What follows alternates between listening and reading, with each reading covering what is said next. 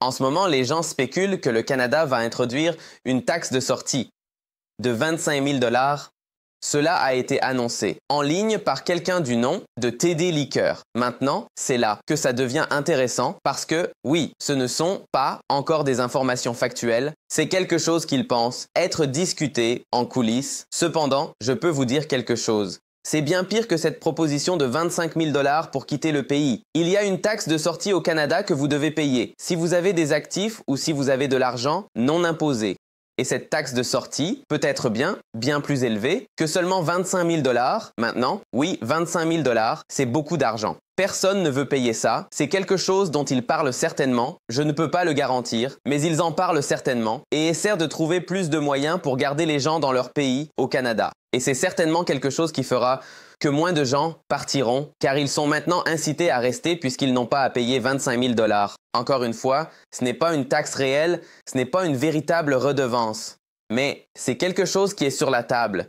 Mais comme je l'ai dit, le Canada a une taxe de sortie. Alors, passons en revue la taxe de sortie que vous devez payer, qui à mon avis est bien, pire que n'importe quelle taxe de 25 000 $. Et si vous pensez que j'invente, écoutez ça ici. Alors, combien avez-vous dû payer pour quitter le Canada? Mon impôt de sortie approximatif est d'environ un demi-million de dollars canadiens. Un grand merci à toi, Tim, l'un de nos amis à GenZone. Un grand merci à Thomas, il est l'un de nos amis à GenZone. Quel est le but de cette vidéo? Le but de la vidéo est de dire que oui, les gens spéculent qu'une taxe de sortie de 25 000 $ pourrait être mise en place. Mais en réalité, c'est bien pire que cela. Si vous réussissez, si vous quittez le pays avant de gagner tout cet argent, alors bien sûr, vous pouvez partir sans aucun problème. Mais une fois que vous avez une entreprise qui réussit et que vous déménagez trop tard, alors vous pouvez avoir exactement le même sort que Tim, quelqu'un qui paie 500 000 $ pour quitter le pays. Maintenant, imaginez ce que vous pourriez faire avec 500 000 $ réinvestis dans votre entreprise, placés sur le marché boursier, peu importe ce que vous voulez en faire, ces 500 000 $ qui sont maintenant partis auraient pu être réinvestis en lui dans des actifs et auraient pu rapporter des millions et des millions de dollars au cours de 30, 40 ans s'ils avaient été investis correctement. Et malheureusement, beaucoup de gens ont exactement le même problème que Tim. Ils doivent payer des taxes de sortie énormes parce qu'ils quittent le pays beaucoup trop tard. Alors, comment pouvez-vous éviter cela? Eh bien, c'est assez simple. Premièrement, dès que vous voyez que votre entreprise connaît un certain succès et que vous avez une trajectoire pour gagner beaucoup d'argent, vous devez immédiatement commencer à évaluer vos options. Considérez immédiatement de devenir non-résident. Je peux vous dire clairement que nous l'avons fait nous-mêmes ici à GenZone. Au moment où nous avons su que nous allions payer trop d'argent en impôts, nous avons commencé à évaluer nos options. Nous examinions différents pays, différents paradis fiscaux et finalement, nous avons découvert que nous voulions vivre à Dubaï. Dubaï avait l'environnement fiscal le plus favorable et nous avons ensuite commencé à faire cette recherche pour nous-mêmes et nous avons constaté que Dubaï était définitivement le meilleur environnement pour déménager. Haute qualité de vie, faibles impôts, bonne sécurité.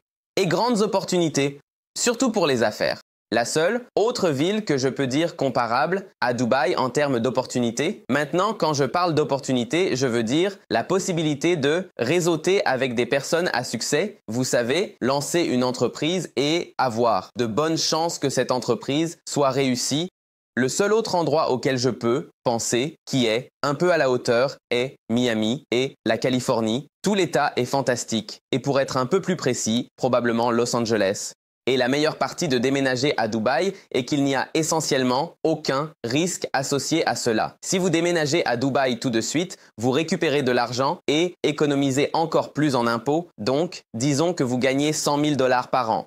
Eh bien, plus de 30 000 vont partir en impôts. Eh bien, créez votre entreprise à Dubaï. Ces 30 000 que vous économisez paient littéralement pour tout. Et plus encore, prenez même un billet en première classe, un billet en classe affaires pour Dubaï et cela couvrira également cet impôt. Si vous venez d'une ville comme Toronto, cela vous coûtera encore moins cher de vivre à Dubaï également. Il y a donc beaucoup d'avantages. Et je pense qu'en général, si vous voulez économiser de l'argent sur les impôts, cela vaut vraiment la peine d'essayer.